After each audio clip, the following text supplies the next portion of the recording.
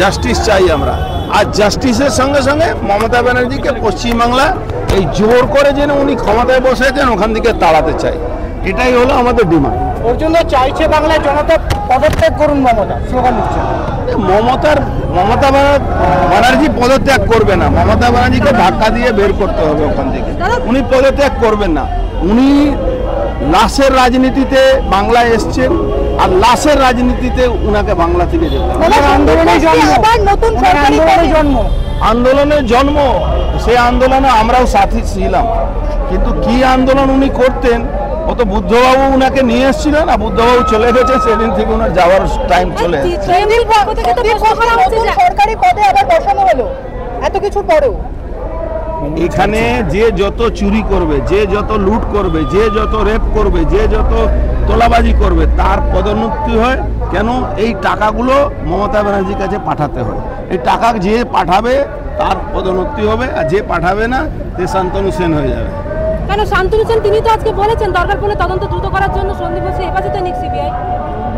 এই জন্য তো শান্তনু সেনের বউ ওই খাতা থেকেও নাম চলে যাচ্ছে যে উনি কর্পোরেশনে একজন মেম্বার আছে। অনেকে বলছে যে কুণাল ঘোষকে কটাক্ষ করতে, এখন শান্তনু সেনকে কটাক্ষ করছে যে শান্তনু সেনের পেরেকের শেষ কপিনের শেষ পেরেকটা শান্তনু সেন বুঝবে তৃণমূলের।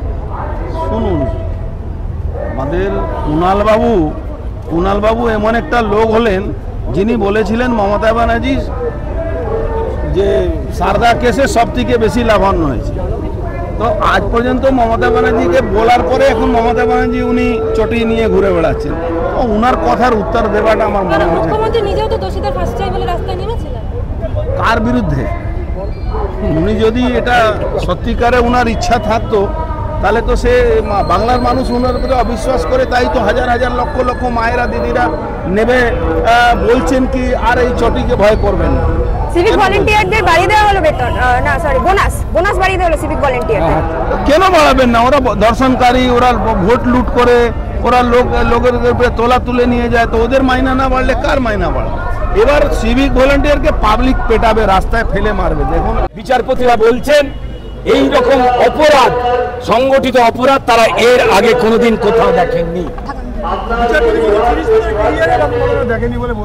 পশ্চিমবঙ্গ স্বাধীনতার পর থেকে এরকম দেখেনি, এরকম কোন সরকারের এই ধরনের পরিকল্পিত। মুখ্যমন্ত্রী প্রোটেক্ট করতে নেমে পড়েছেন ক্রিমিনালদের।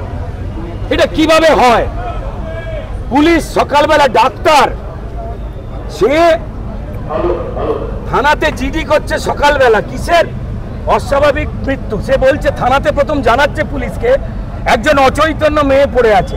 আরে ইউ আর ডক্টর, সবাই জানে যে আপনি পরিকল্পিত হত্যাকাণ্ডের মধ্যে একজন, নাহলে মৃতদেহ দেখে যে কেউ নাড়ি ধরে বলে দিতে পারে কে বেঁচে আছে আর মরে গেছে। তাকে ঘোষণা করা হচ্ছে প্রথমে অজ্ঞান, তারপর পুলিশ তার বাড়িতে ফোন করে, হাসপাতাল তার বাড়িতে ফোন করে বলছে যে আত্মহত্যা, আনন্যাচারাল ডেথ।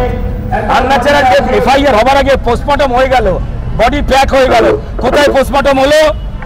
এই সন্দীপ রায়ের নির্দেশে চলা এই চূড়ান্ত দুর্নীতির আঁকড়া, অপরাধের আঁকড়া আরজি করে, যেখানে তার নির্দেশেই পোস্টমর্টমের রিপোর্ট তৈরি হবে। মানুষ বাচ্চা নয়।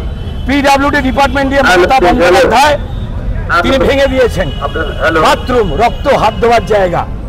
আর কি বলবো? স্বাস্থ্য দপ্তর আরজি কর, তারা এফআইআর টানেনি। এফআইআর হয়েছে মৃতা ডাক্তারের বাবার চিৎকারে। এটা পরিকল্পিত হত্যাকাণ্ড ছাড়া যে কিছু নয় তা আমরা সবাই জানি। আর সম্মানীয় সুপ্রিম কোর্টের এত অভিজ্ঞ বিচারপতিরা বুঝতে পারবেন না? এই রাজ্য সরকারের পুলিশ বিভাগ, স্বাস্থ্য বিভাগ এবং পিডব্লিউডি বিভাগ, তৎসমেত মুখ্যমন্ত্রী এবং পুলিশ কমিশনার, তারা কোথায় নির্বাণ যাত্রা করবেন ঠিক করে নিন। শোনা যাচ্ছে স্বাস্থ্য ভবনের বহু আগে আটকে দেওয়ার পরিকল্পনা হচ্ছে আপনাদের স্বাস্থ্য ভবন বিভিন্ন জায়গায়। আরে কত আটকাবে? এত পুলিশ নামিয়ে, এত পুলিশ তো ছিল মমতা বন্দ্যোপাধ্যায়। আমাদের আটকানো হচ্ছে, গ্রেফতার করা হচ্ছে, মানুষের মিছিল ভেঙে দেওয়া হচ্ছে, কারণ তারা সত্যি কথা বলছে। এই এত পুলিশ যদি মমতা বন্দ্যোপাধ্যায় থাকে তাহলে ডার্বি ম্যাচ হলো না কেন সেদিন?